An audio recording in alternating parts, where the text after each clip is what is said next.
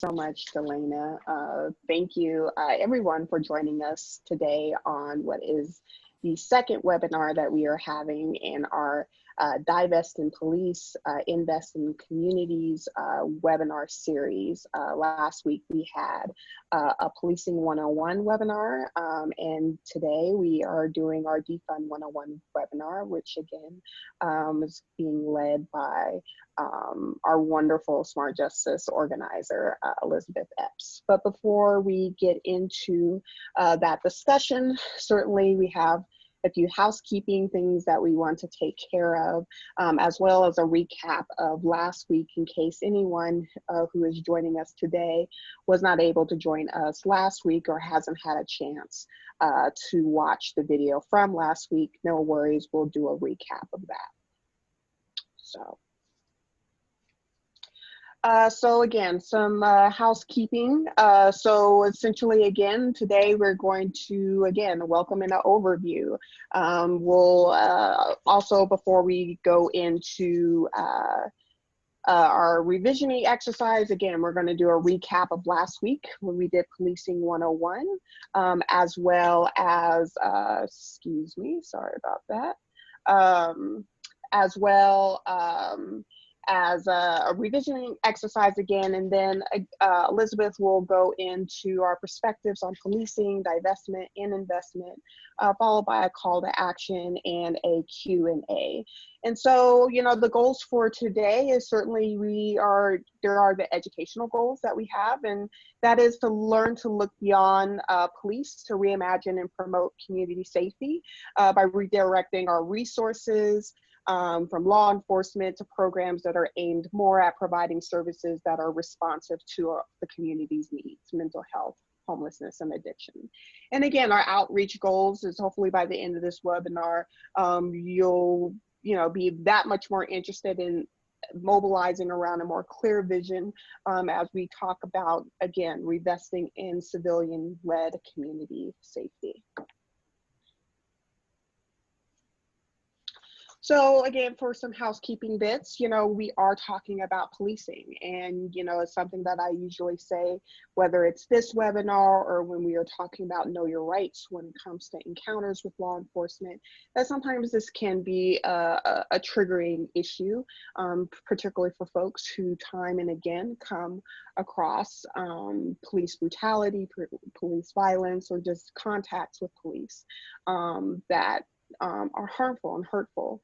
And so I definitely want to establish some community norms. And that is first, you know, we of course encourage you to participate and ask questions along the way. We're happy to receive those questions and do what we can to answer them to our best ability. But, you know, definitely my big one is to be open-minded to learning. I know that this topic, when it comes to what we are about to get into today, may feel very novel to folks and unsure. And hopefully what we'll do today is definitely give you a good basis of what it means when we say defund. But yeah, just being open-minded to learning. And then more, you know, also really important is just respecting other people's experience, particularly as we may be in the chat or as we are engaging in the visioning exercise, being mindful of that as well. Okay, so before we get into our revisioning exercise, I think it's probably really important, again, that we kind of recap of what we did in our first webinar last week. And that is where we had the discussion about Policing 101.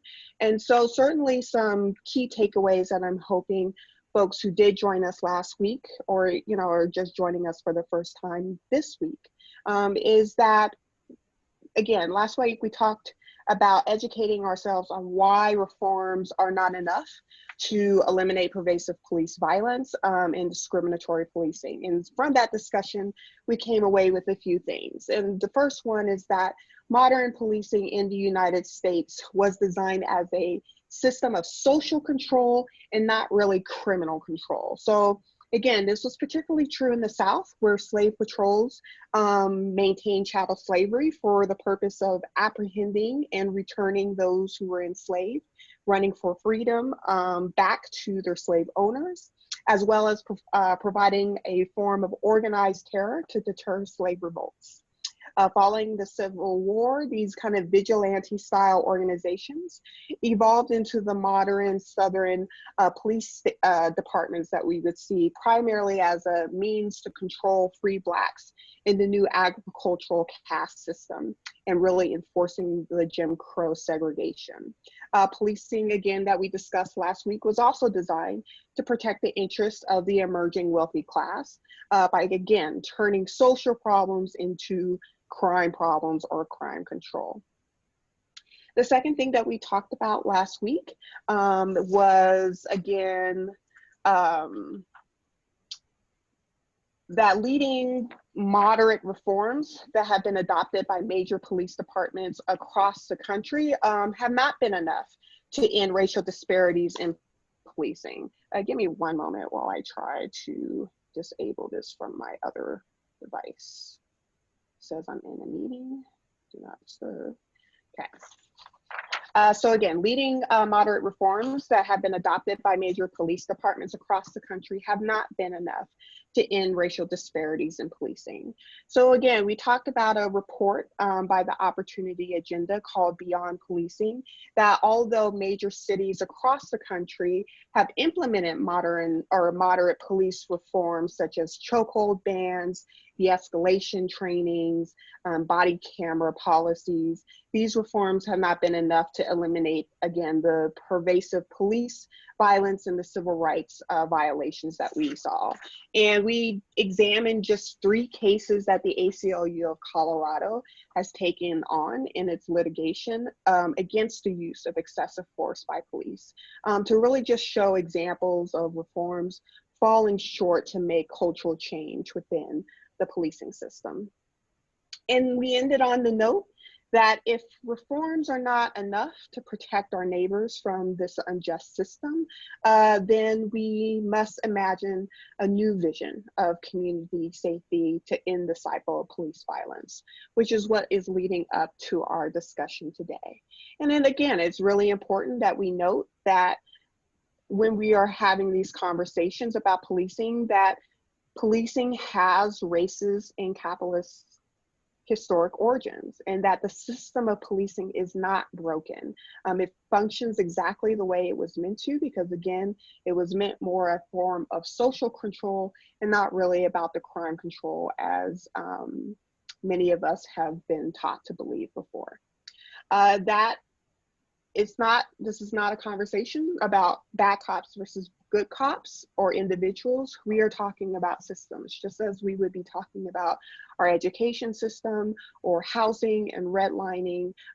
Policing follows, again, that same historic path of many systems in our country that unfortunately is based in racial injustice. And that, again, policing doesn't prevent violence, because again, it was not designed to prevent violence. It was designed for social control. So with that, what I would like to do, if anyone has participated in any kind of Defund 101 training, this may be very familiar to you, but I think before we have a conversation about defunding, what that means, we would like to do a visioning exercise with you, more of a grounding exercise to kind of just get your mindset in thinking about some of these issues. So if you are in a nice quiet space, or if not, this is really a good time to sit up as straight as you can, ground your feet to the floor, and take a few deep breaths at your own pace. You can close your eyes, you cannot, but at the end of the day, this is really just to kind of get you comfortable in thinking. And so for me, what I would like for you to do is to take a moment to kind of clear your mind and your head. And I want you to imagine you're in a space where you feel completely safe. What does that mean? What does it look like for you to feel completely safe? And just take a few moments. Again, breathing at your own pace. What feelings are present for you in this moment?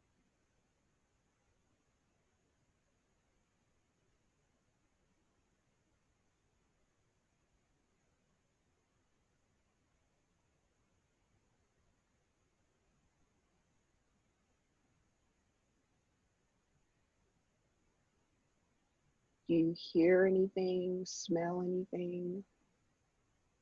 All those senses that come about when you are imagining yourself in basically your happy place.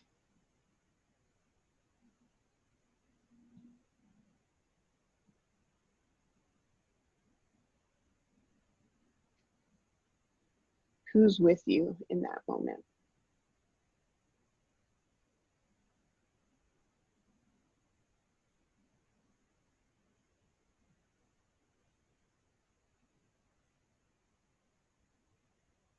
And as you're in that moment, what does your body experience?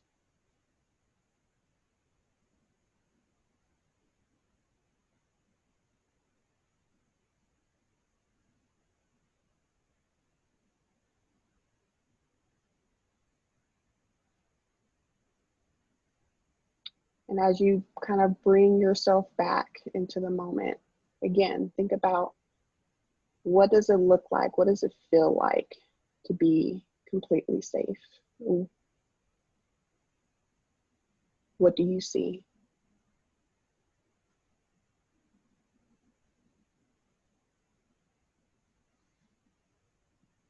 So as you begin to either open your eyes or bring back into the space, I want to ask you to share.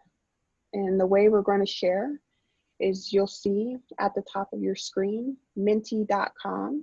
And if you put that in either in your phone or on your browser and use the code 2364723, what I would like to see is, name the 3 words that come to mind when you thought of your safety.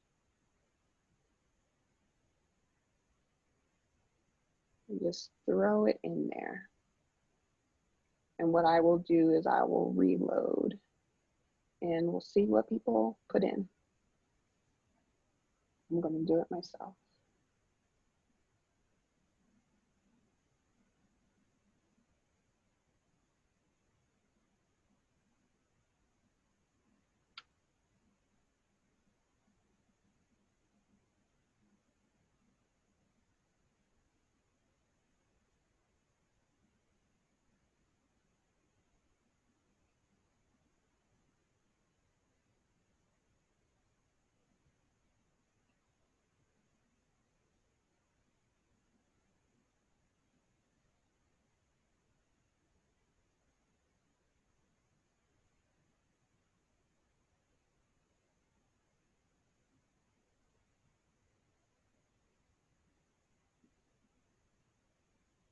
So I'm seeing some words pop up. It was really interesting. Relief, warmth, content.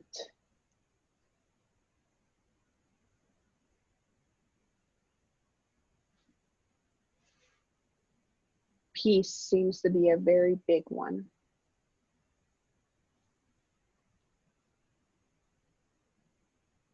And then just give another minute or so.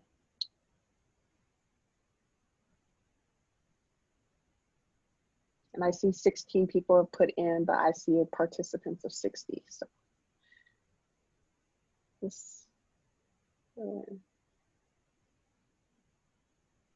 observant, connectedness, empathy is a big one.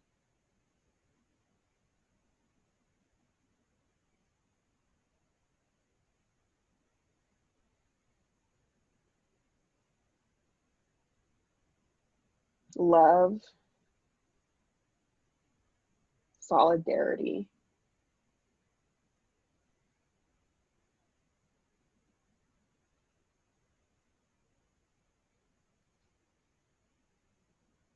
When is that alone?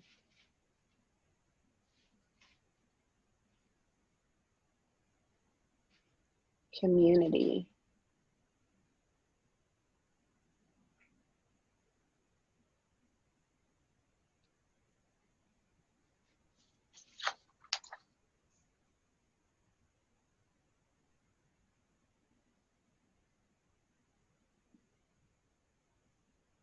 And these are great, and these are really good. And as you continue to put those in, I want to make a note of something. You know the word I don't see? Police,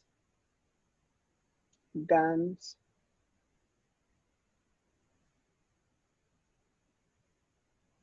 So it's something to think about. If you're envisioning what your world looks like in safety, and police is not one of them that come up, think about why that is.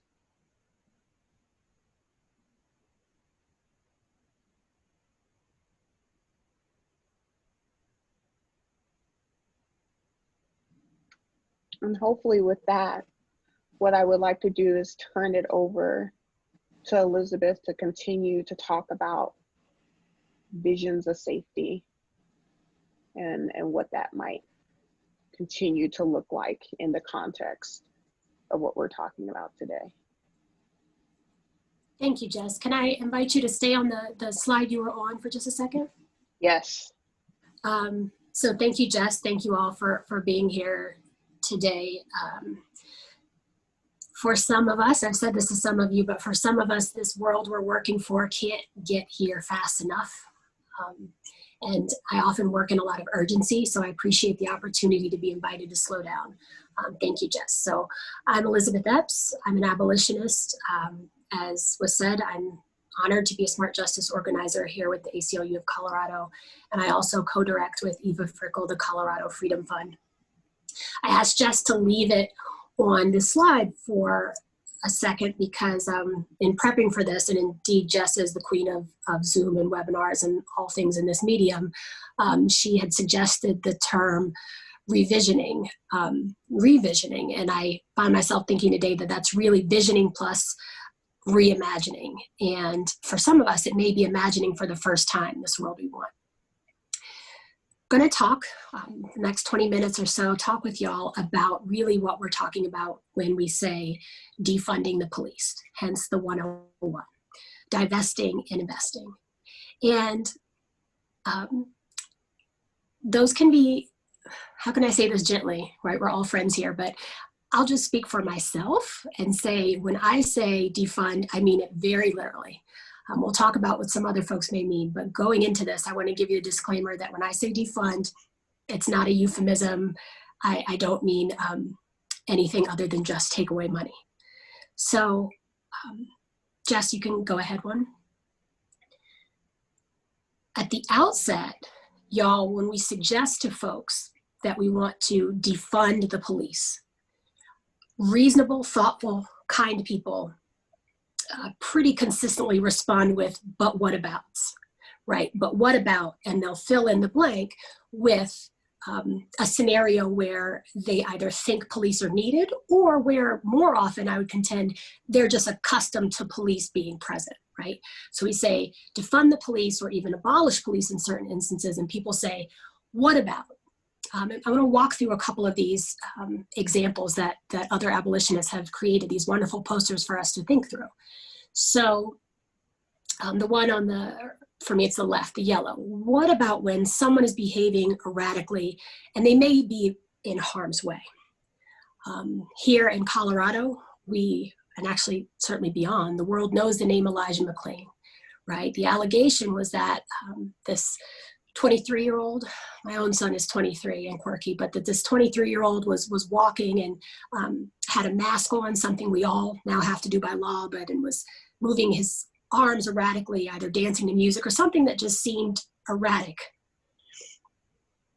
We know what happened to him, but when we think about visioning and reimagining and how this will connect to defunding, what if instead of calling the police, you had the option to text a number and an unarmed responder trained in behavioral and mental health comes within minutes. I'm going to posit that you wouldn't know the name Elijah McClain if we had that. If we had that option, you certainly wouldn't know his name for the reasons we do. I've been stopped multiple times in the hoopty. Betsy is her name, my hoopty, because of brake lights not working or a tail light out. What if instead of an armed gunman pulling me over, what if instead a city employee signaled me, an unarmed one, and one of the local auto shops contracted by the city helped me out and I had my light replaced within an hour? Isn't that public safety? It's a little bit of a rhetorical question, but since I can't see y'all nodding, feel free to put yes in the chat if you agree. But isn't that public safety? And so when we're talking about defunding and people say, what about these instances? I think it's worth talking through the scenarios. Thank you, thank you. Next one, Jess. These are personal to me too, and I know some of you, I can see your names even though I can't see your faces, and I know some of you have experience with folks who've had these situations. What if folks are sleeping on the benches in parks? Does that require an armed gunman? Again, what if a city employee checks on them? And I love the way this last sentence is phrased. What if those who want a different place to sleep then have one? Someone talking to themselves on the bus. I see you, LaShawn Paris, and I'm going to come back to what you said. What if someone's talking to themselves on the bus? This is so powerful to me. What if you don't call anyone at all? What if the person talking to themselves on the bus gets home? And an easy way to imagine how defunding works is to think about the things that we don't have to send cops out for at all. So I invite you to think, aren't those public safety? Jess?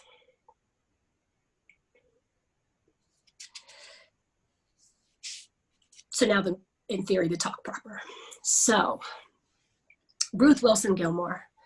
Y'all, one time somebody put my name in the same tweet, in the tweet that they said her name, and I've never recovered from it. So, Ruth Wilson Gilmore is a treasure and a gift, and I hope we're making her proud. She's an abolitionist, and she's taught us, one of her lessons, that abolition is that which we build, not just that which we tear down. And we're talking about this in the context of defunding because, and I'm inviting you in our time together to think, as hard as it is, at least I'll speak for myself, as hard as it is for me, to think about that which we want. So by definition, right, the word defund is a negative term. We're saying take a thing away, take resources away. But even as we say that, we think about what Ruth Wilson Gilmore has taught us in terms of that which we build instead of just that which we tear down.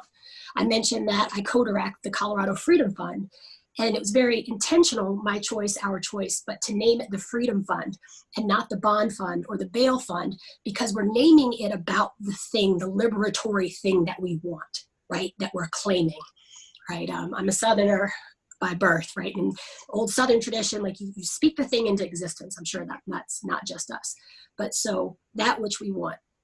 And so that's why those posters that you saw are framed in imagining what we do want. One note about that, it's intentional that there's not a credit on the poster for who they came from.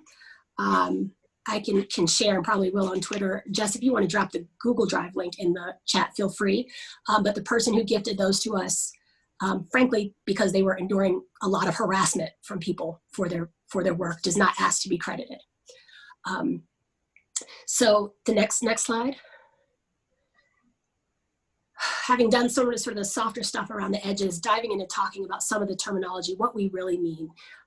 How do we get to defunding? None of these are new ideas, right? Some folks, not all of you all, but some folks are just hearing these terms for the first time in this summer or the past few years, but abolitionists and scholars have been doing this work for generations. So the origins truly of our abolitionist work, when I say I'm an abolitionist, I mean I want to work with people who are also working to dismantle the PIC, the prison industrial complex. So as you can see, right, PIC maintains racial and political power, through for-profit private companies creating political gains for officials who are tough on crime. Does that sound familiar? And all the ways that that's supported. Whereas abolition is our vision that's shared with the goal of eliminating imprisonment, right? Getting rid of cages. We don't want kinder, gentler cages. We want no cages. And that also means getting rid of policing and surveillance and creating lasting alternatives. Hang on to that word alternatives, because we're going to come back to that. Alternatives to punishment and to imprisonment. So abolition, the term is used more frequently. It has been on my business card for years as what my title is, abolitionist, but it's both an organizing tool and a long-term goal. Jess? Another bit of terminology that's worth clarifying. My own understanding of this is still developing, right? The way I describe it now is more nuanced than how I would a year ago, or certainly a couple of years before. So police versus policing, and this matters. So police, of course, y'all got this. The police officers themselves, right? DPD, APD, LMPD, the sheriff's departments, state patrol. You get the individuals who comprise these departments. That's police. We talk about defunding police. That's one sort of bucket. But ideally, we're working to end, as we work to defund police, we're doing that in the service of abolition, which is to abolish policing, right? That active thing. And policing then is distinct because it encompasses all the ways that state agents are equipped to police our behavior. By our, I mean particularly people of color, those experiencing poverty and or mental illness. So that policing, I don't know if we have on the webinar anyone who works in the social work sphere, right? But social services, departments of social services, folks working in schools to police behavior, they often wind up doing the work of state agents, because instead of an armed gunman sent in, right, we'll send in someone equipped with the power to take your child away. I personally can't imagine, other than the loss of one's liberty, I can't imagine a scenario more terrifying than the loss of one's child, right? Those to me are pretty tied and intimately connected as being the most terrifying things that an adult could experience. And so when the state is equipped to do the latter, right, to take your children, that's a form of policing.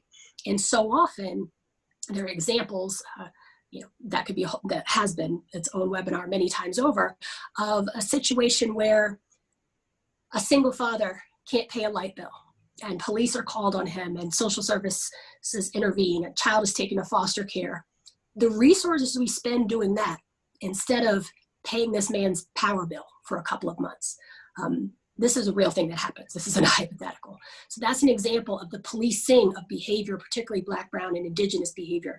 We sit in the territories that were once Arapaho and Cheyenne and Ute. My apologies for us not doing a proper land acknowledgement, but right, this land is, we live in a space where Indigenous children were taken because their families were policed. The next slide. So the divest and invest model. Why are we trying to defund the police, show? I'm imagining we're talking even though I can't see you. And what does defunding mean practically here in Colorado? So for us, and this us, I mean the ACLU of Colorado specifically, defunding is shorthand for a divest and invest model. So divesting, taking away money from local and state policing budgets and reinvesting it into community, into mental health services, into social service programs that aren't state run. We know again and again from just so many generations of work that funding programs like the Second Chance Center or meaningful community reentry that aren't state-based are the ways that keep communities safe, and safe in terms of free of violence, free of recidivism, decreased recidivism. And so we know that we have money, right, for anything we prioritize. Here, collective, we, society, or us as individuals, right? You always can afford what you pay for first, right? That old adage. And so in terms of, I think it was AOC who I heard recently saying, when folks ask, how are you going to pay for the health care? How are you going to pay for fill in the blank? That people don't ask that about wars in the same way, right? You're not asked to defend, like, how are you going to pay for the policing? They find the money for policing, so we know the money is there. Admittedly, the 3 words defund the police itself is not in and of itself a detailed policy agenda. And some don't like that word defund. They're going to be okay though too. For right now, defund does seem to be polling better and public impression does matter better than abolish, but that's what we're working towards. If you're not comfortable with defund, I still consider you on my team, whether you want to be or not, if you want to say the phrase divest invest model. Y'all, we know this isn't going to happen overnight, but meaningful steps can happen just that quickly. So ending policing, police violence and ending policing is going to require these thoughtful, deliberate, and participatory approach that's already begun. I wish we had space where we could have a conversation about what does this mean for us? How much do you think we, should defund, and to what extent? But that extent is, of course, dependent on who you ask. So as an abolitionist, I confessed my goal is that the idea should be working towards zero funding for police, zero funding for military, zero funding for ICE. I should have put those in the order that I think they're doable. Zero funding for ICE. I'm old enough, y'all, that we had t-shirts that said, trying to clean it up, they said, bad word, the INS, if you've heard of the INS, right? The ICE wasn't even a thing. So like ICE is relatively new. It doesn't have to exist. It doesn't need an alternative. I ask you to keep in mind that word alternative, and ICE is one of the things that doesn't need one. Others are going to thank y'all, and I'm referencing here that I admit that I want the budgets to go to zero. Others are going to say significant decreases, tens and hundreds of millions of dollars per city. We see some cities who are making significant cuts, shooting for, in Austin and Seattle, ostensibly shooting for bold goals like 50% reductions. And even the folks who just want the reductions are acknowledging that we're relying too much on police to do basic public services that they're not doing well. They're not doing well anyway. And these are services so often that would be better handled by nonviolent, unarmed specialists. Next. So because this is 101, and I apologize for any perceived redundancy, but because this is 101, I do want to be intentional and foundational about these terms we're using from PIC and otherwise. So you're going to hear, y'all are going to hear, and you already are hearing, because you're the people that are already tuned into a midday webinar on defunding the police. So you're already hearing policy proposals around policing, many of which we just have to call them out in the ways that we can. They're not aligned with defund, divest, invest demands. So it's important you understand the difference, and it's important, and here I'm speaking for myself, but it's important that you understand the difference between true calls for defunding versus shiny new things that aren't divest, invest, because you need to be prepared to reject the latter, reject the ones that aren't meaningful, even when they come from folks who are sensible allies. So from the abolitionist perspective, talked a bit already about what defund is, what it isn't. Defund is not about moderate police reforms. No, it's just not. This summer, I got an email from Denver's chief of police after several days of many of us had endured police terror while exercising our First Amendment rights. And in an email, the chief updated us that they were now going to ban all chokeholds with no exceptions. Well, good, because you should, and that shouldn't have been happening, but that's moderate, and that's a reform that is not defunding, right? That's a policy, use of force type adjustment that is long overdue and that we support, but it is not defunding. Even when we say the word, I have the hiccups, y'all, sorry, reform itself, I have a complicated relationship with that word, but you cannot reform away racism. That's not a thing. You can't reform away the insidious effects of capitalism in America's policing. Jess taught us last week about its origins. You can't reform that away. It's just a full stop. You abolish it, or at least work to defund and to divest and invest. I will say before moving on to 2 that it just, even in terms of reform, right, there's sort of two types of reform. There's reformist reforms that make things less sadistic, right? Providing pillows to pregnant mothers in cages is a reform. Should they have pillows? I think so, but they really shouldn't be in the cage, right? So the reform is the thing that makes it more palatable. That said, if you're working with folks who are willing to talk about truly radical reforms can clear space for abolition. That second one, as abolitionists, we acknowledge that defunding is this is huge. Like, I'm probably talking loud anyway, but if I could yell, I would.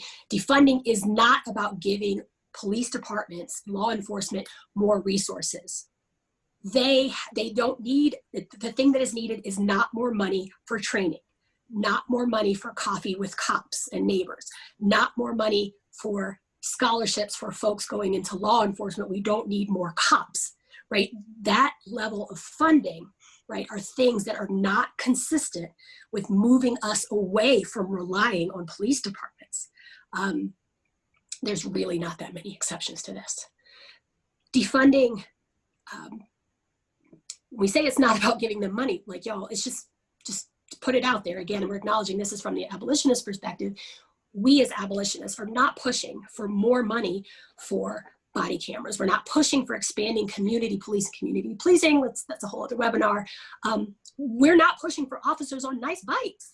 We're not pushing for more training of police without a concurrent commitment to decreasing their system. We're not pushing for more civilian review and oversight unless that civilian review and oversight, unless those boards have authority to really change the nature of policing.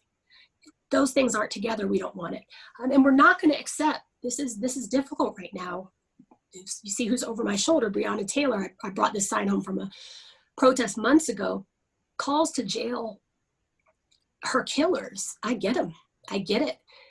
But we can't call for that without and consider that a success. It's not going to happen for her killers, but we can't call for jailing killer cops as being an answer to police brutality.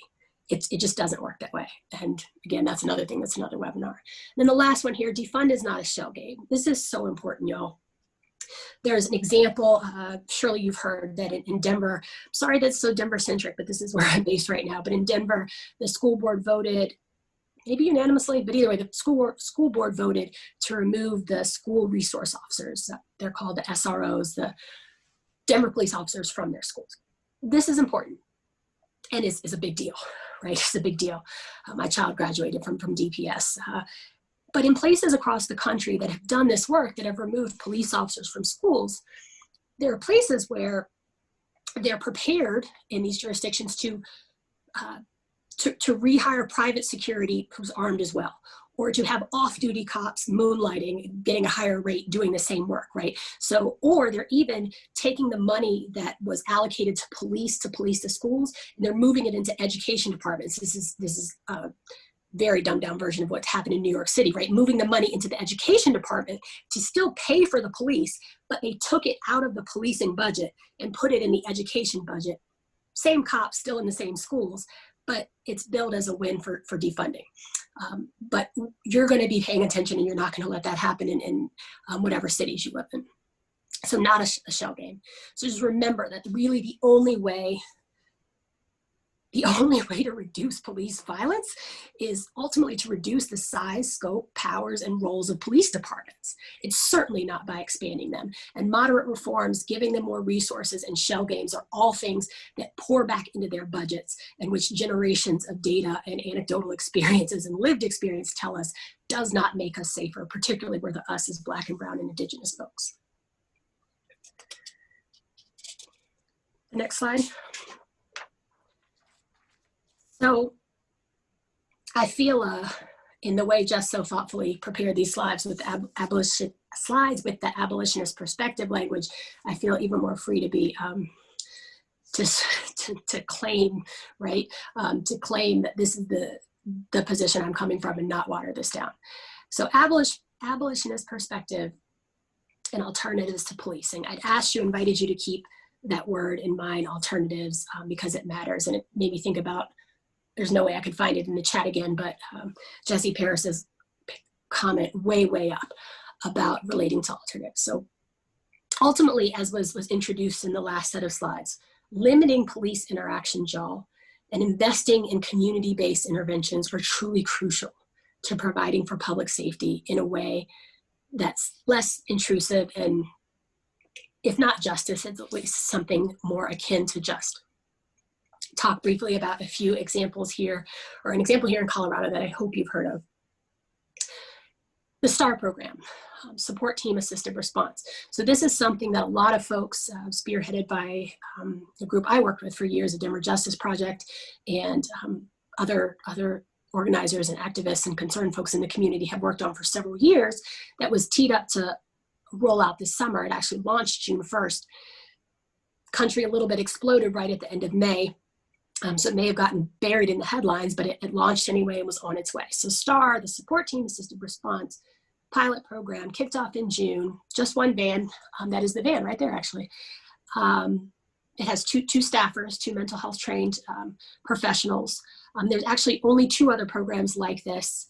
One's rolling out in Oakland, and the one that we leaned heavily on to model what we brought here is called Cahoots and is out of Oregon. So the STAR van is how it works, if you haven't heard, is for folks have the option, right? Like regular folks call 911 because they need, sometimes they have an emergency. Very, very often they don't have an emergency at all. And then there's sometimes that's something in between. Not sure if it's an emergency, but there's clearly a person who may need some help. So the dispatching of this program is through the Denver Police Department, is through 911 here. So right now you don't have to know a separate number to call, which is important in terms of transitioning community to knowing about alternatives. Is there, you call 911, and while there's only one van and it's available only certain hours of the day in a certain section of Denver, but expanding, there's a host of things that you could describe as being the need that STAR will come out instead of an armed policeman. So those could be things like someone appearing to have a mental health crisis, someone having an acute issue with drug use, someone seeming incoherent, or sort of examples like that. Perhaps someone waving their arms erratically. I still maintain no one should call 911 for someone waving their arms erratically, but if you did, STAR would come. Since the program has rolled out, many dozens of people have been assisted, and particularly significantly, none of the calls for service that the dispatchers have routed to the STAR van instead of to armed cops, none of the calls have resulted in needing to be escalated to a police officer coming.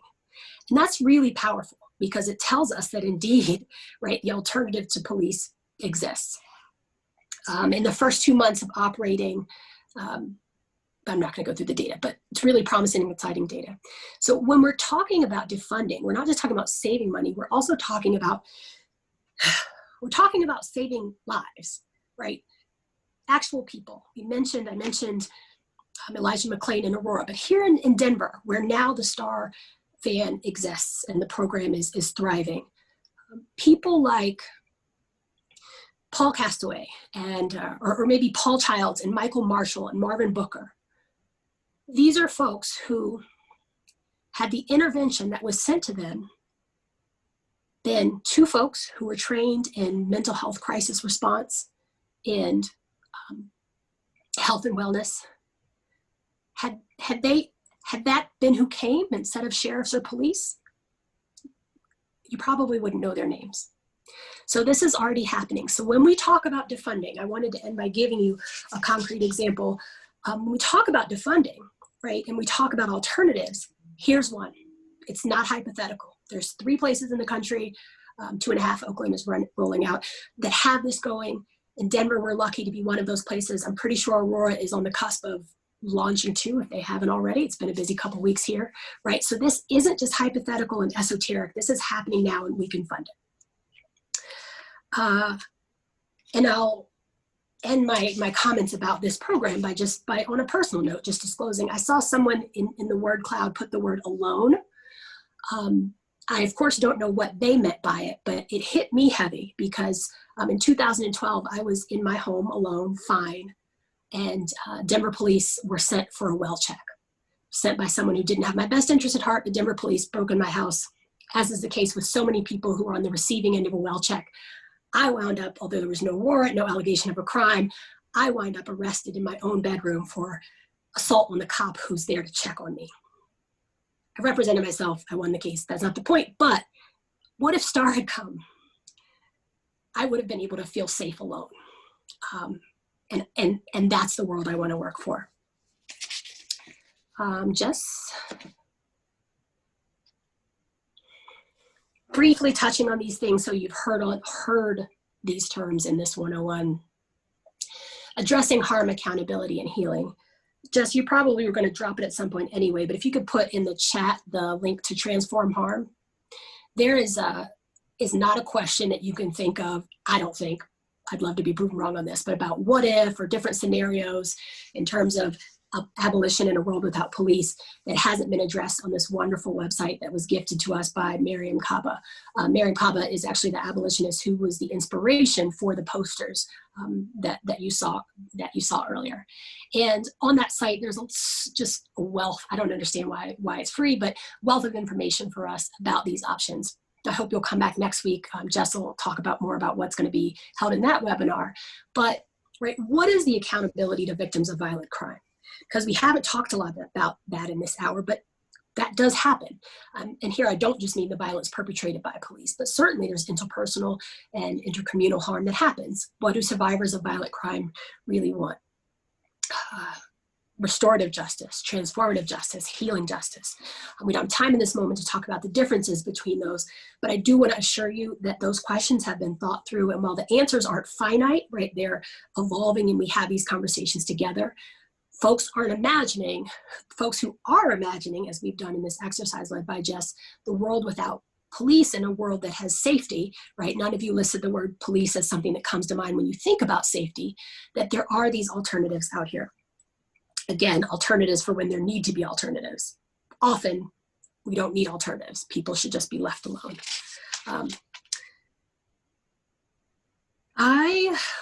Jess, I'm gonna check in with you because I don't think we have time to talk about DOPS, and that's okay. We can do that in another time, but I wanna make sure that you've got the time that you'd allocated for the calls to action. As I do turn it back to Jess, thank y'all for your time. It admittedly, y'all know how it feels to not be able to see your face and interact in this way. Thank you for the comments that are in the chat. Sorry that I didn't see them all, but I appreciate being in community and in this space with you. I hope that you have at least a 101 ground level understanding now of what, as an abolitionist, I'm talking about when I say defund, and that you feel confident in saying when someone asks about it, that what we're really ultimately talking about is divesting and investing. So divesting from that which we don't want and investing in that which truly is public safety, as was said in those posters, and that which will help keep our community safe. Jess? Thank you so much, Elizabeth, for leading us in that discussion about what it means when we're talking about defunding and divesting and investing. Really, truly, what it's about is investing in our communities. Because I'm sharing the slides, I can't profess that I totally know how to share the links without taking the slides off. So when we get to the Q&A and I stop sharing my screen, I will be putting into the chat the links to the Google Doc that Elizabeth mentioned earlier in the presentation, as well as a link to transformharm.org. And also we'll be talking about our next webinar and an RSVP to that as well. So after we've now had this conversation about what that truly means in terms of divest and invest, you know, some of the questions that I am hoping that you'll begin to start thinking about as we're talking about what it then means to mobilize and organize around this cause is, what do you think are some of the specific demands that would accomplish the goal of divesting from punitive policing to investing in services that support civilian-led community safety? Another question I want folks to also ponder on is, what steps do you plan to take to fight for the vision of safety that you want that doesn't involve police presence? And again, it was the reason why I wanted to make a mention that as we were working through our word cloud and we were coming up with these terms in terms of safety, I'm not seeing anyone putting in the word police presence. And so if that vision doesn't include that, then what are we doing to begin to start moving in the direction of actualizing the vision that you were thinking about today. So certainly, like, there's definitely some initial steps toward calls towards community safety, and I'll certainly kind of, put some here. Is one, engaging local politicians in conversation about supporting programs that limit police interactions and invest in community-based interventions to provide that safety. Certainly, again, the STAR program is under Denver. So what are we doing to let our elected officials know that we want to continue to keep funding programs like STAR, so it moves from being just a pilot program to expanding it throughout our communities and beyond. Engaging with local organizations with a Divest Invest policy platform, which I'm hoping that perhaps maybe Elizabeth can expound upon in the next slide. But of course, I am shameless.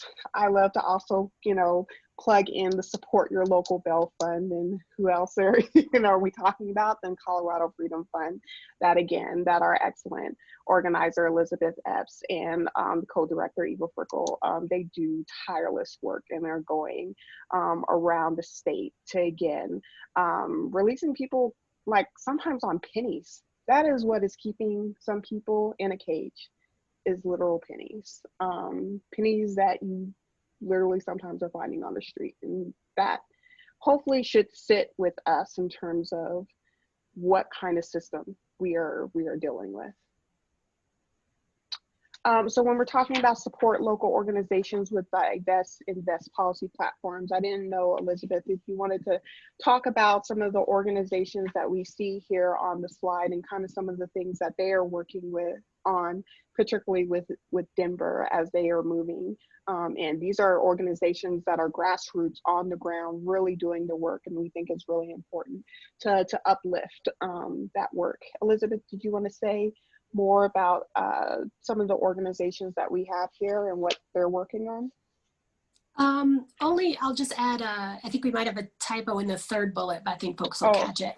But so Denver DSA is a great hub.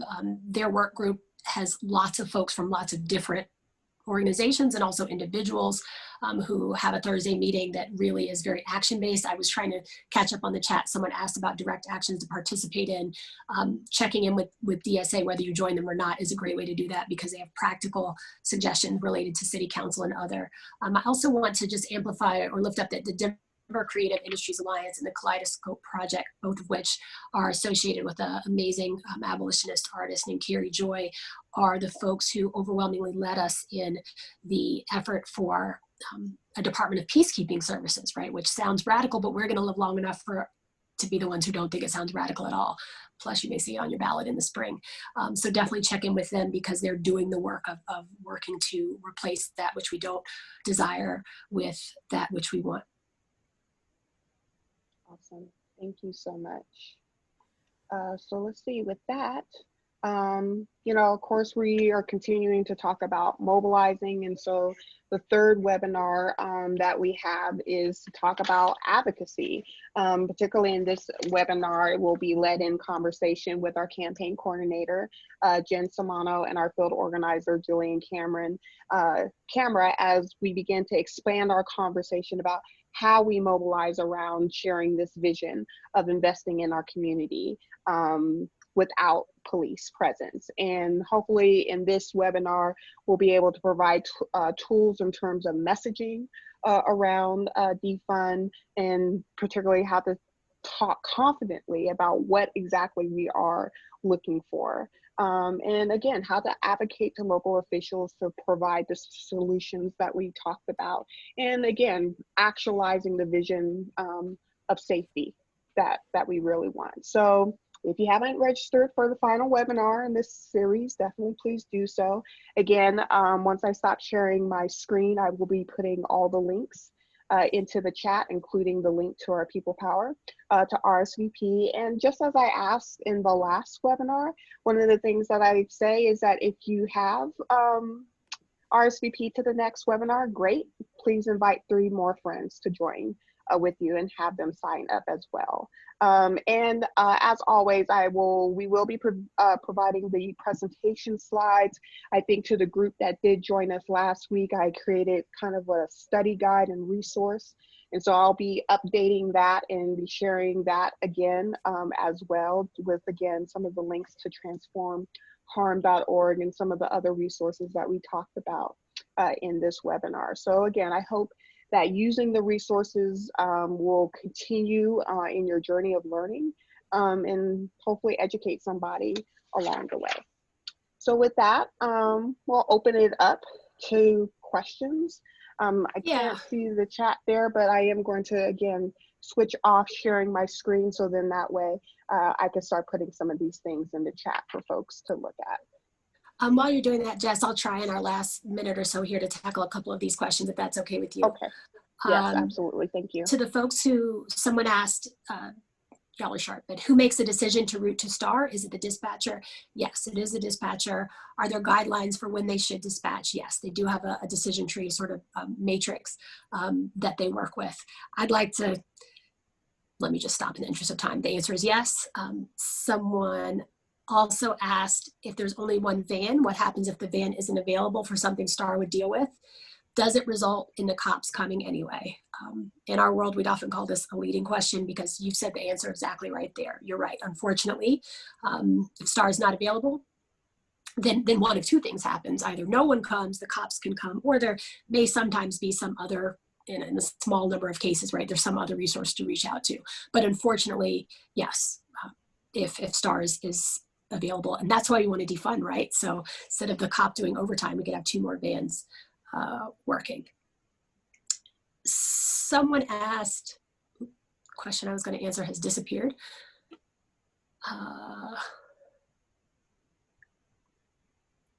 Yeah, so the question was, in my experience, when folks, often white, hear things like reducing police contact with community, what they hear is an increase in crime and danger. What is an effective way to convey structural implications, both the history and contemporary, of making this move and others that move towards abolition of policing? I'll confess, friend, that your question is so well phrased that I think that you're the one to be having that conversation with them. But the short answer is that data doesn't bear that out, right? When you add policing resources to communities, that's not an intervention that decreases crime. Data collection and all those things have lots of racist origins too, but even their own data, right? So one answer as to how to combat that conversation or that talking point is to point to what does the data bear out? When you put more cops in a neighborhood, does crime go down? It doesn't. That's not what happens. And also pointing out that the cages that we're taking folks to aren't violence-free. Carr, you asked about, I'm wondering if you know about the Denver budget timeline that includes policing items and advocating for divestment. Love to have some tips and tricks. Short answer is I'd love it if you plug in with Denver DSA because they're doing that update every week. But the policing budget is in its CBA collective bargaining agreement right now. Actually haven't been updated today. I'm not sure if it's wound up going to arbitration or not. The contract itself is an overwhelming source of preventing our defunding efforts, right? Because the contract has what I would contend are some pretty absurd protections in terms of overtime, seniority, and things like that. So paying attention to the police contract, sheriff's contract that are up under review right now is an important thing to do. Absolutely. Someone says, if we're talking abolition, we need to talk decriminalization of sex work, drug use, and homelessness. Absolutely, full stop. And these things for me fall into the category of things that the alternatives, right, aren't sending a social worker to the corner to check on someone necessarily, but finding community ways of support. But there should not be policing in those ways. And there's a huge way to have a pot of money to put in the STAR van is we stop criminalizing things that are matters of survival. Thanks, y'all, for the questions. I see it's 1:02, Justin. I want to be respectful of your time and others. I mean, yes, so far, I mean, we still have 53 people on, so it's just do me one favor. Yeah. Oh, I'm sorry, I didn't mean to talk over you. I think that you are sending, I did this myself, the link to all panelists instead of to all participants. Oh. For the Advocacy 101 webinar? Isn't it public safety, transform harm, and all three? I see what you're saying. Yes, I see what you're saying. Yes, I need to send it to panelists and attendees. Thank you.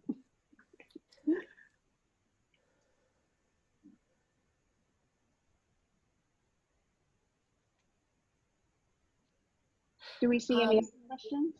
Yeah, someone asked a question. I'm trying to find it so I can read it.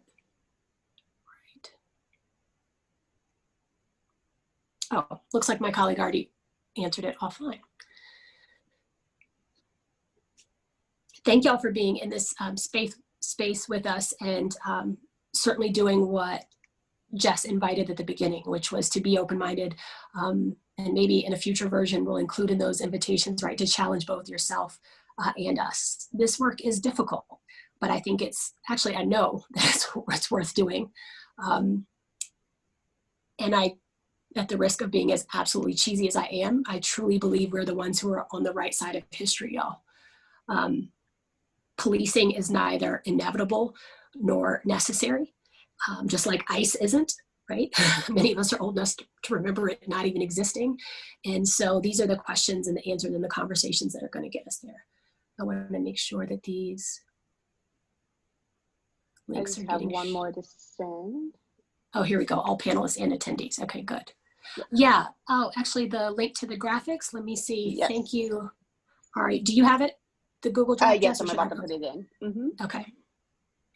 They're excellent. There's one that's in there that we didn't choose, which was, it's like, imagine that your friends are drunk and are having a fight at a party. Maybe you've never been there, but I have, right? And imagine that there's a neighborhood resource person who's trained in de-escalation and conflict, who comes and walks them home and sits with them till they sleep it off. Did we miss any other of the questions?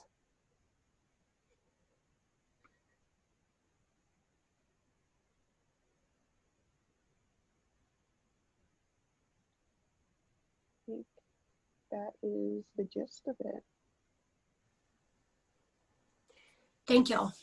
Thank y'all so much for being vulnerable and being in this space with us today. And I hope we see you next Thursday. Next Thursday at noon. Okay, I'm just making up stuff. 101. We hand it back to Delana. Thank you, everyone, for joining us today. Please join us next Thursday for our Advocacy 101, and that will also be at noon. And again, thanks to Elizabeth and Jess. This was great. Again, I learned so much. I'm gonna go ponder all this. Have a nice day, everyone. Thank you.